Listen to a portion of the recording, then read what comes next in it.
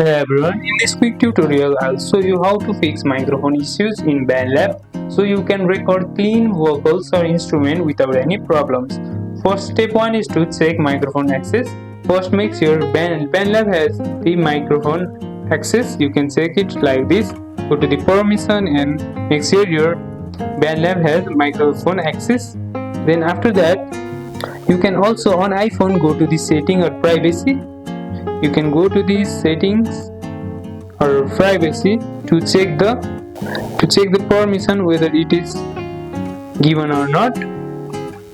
On desktop, check your browser setting to ensure mic access is allowed. Then step 2 is to select the correct mic. In BandLab, open your project, then tap settings, audio settings, and select the microphone you want to use. Make sure it's the right input device, especially if you have multiple mics connected. Then adjust input level. Check the input volume slider and adjust to your mic and watching the level meter in BandLab. Then step 4 is to fix latency and noise. Enable low latency mode if available and use noise reduction from the effects menu to reduce background noise for a cleaner recording. And that's it, your microphone should now work perfectly in BandLab. Like, share and subscribe for more quick tips, and I'll see you in the next one.